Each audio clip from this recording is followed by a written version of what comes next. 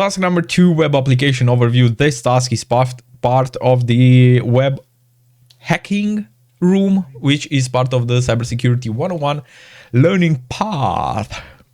Here we see a cool diagram from Try Hack Me.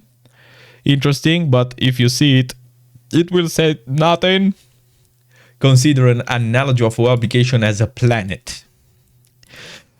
All right, so we have a web application, and in this example, we consider it a planet. Astronauts travel to the planet to explore its surface, similar to how someone uses a web browser to explore or browse a web application. All right, so we are an astronaut which is curious to explore this planet, to see things inside it, right? Just to learn what's going on with that planet or inside that planet. Similar to some, right? How a similar person uses a web browser. Although we only see the surface of a planet, a lot is going on under the surface.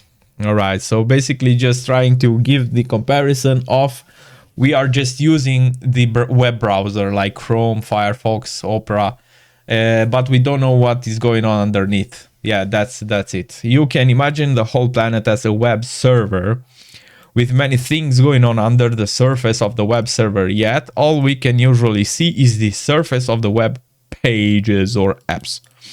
We will now explore the various components that make up a web application.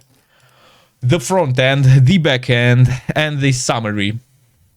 So a web application is made of the front end, back end, and the summary.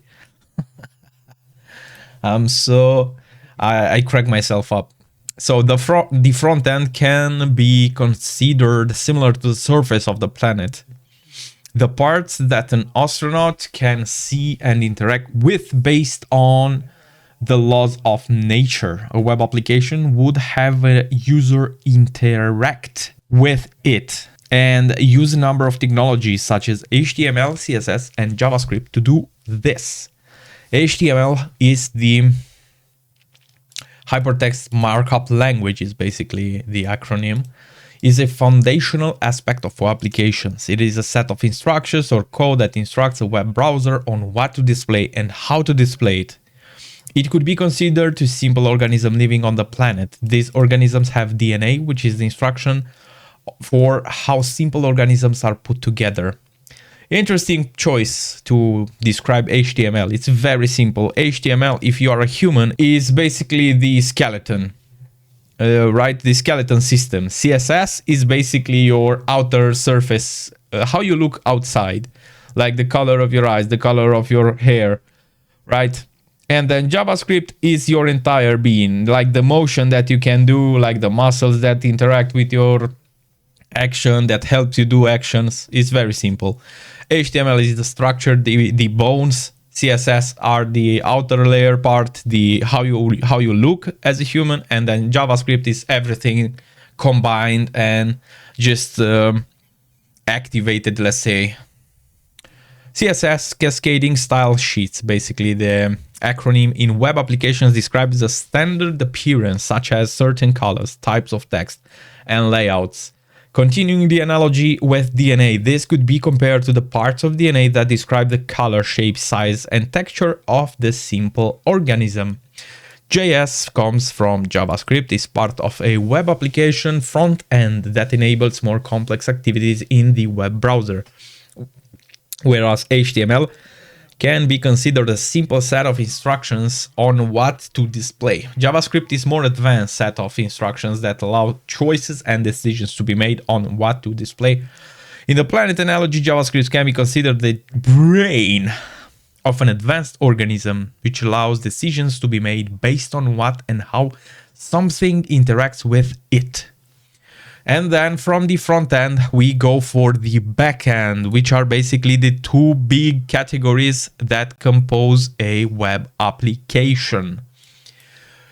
The back end of a web application is things you don't see within a web browser, but are important for the web application to work.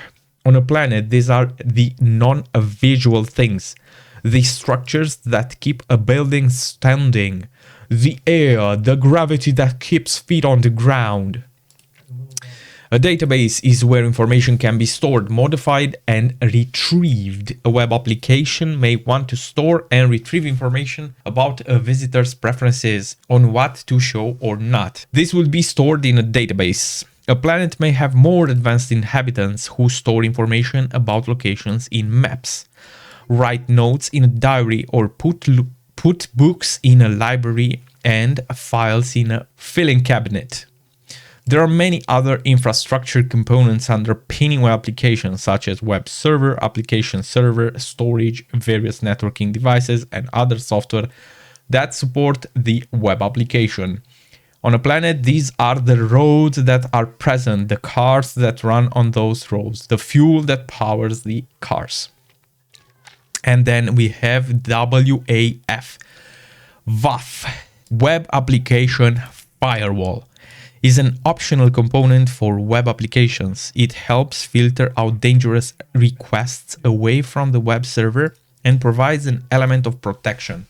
This could be considered similar to how planet's atmosphere can protect inhabitants from harmful UV rays. What a cool comparison. I mean, this is the coolest comparison. Summary: there are many components involved in delivering web applications. Front-end components like HTML, CSS, and JavaScript focus on the experience inside the browser. Back-end components such as the web server, database, or WAF are the engine under the surface that enable the web application to function.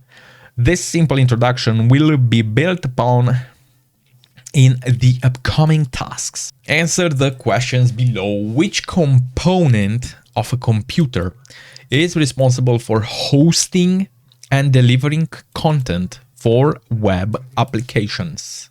Web server. Which tool is used to access and interact with web applications? Web browser. Which component acts as a protective layer, filtering incoming traffic to block malicious attacks and ensuring the security of the web application? Web application firewall.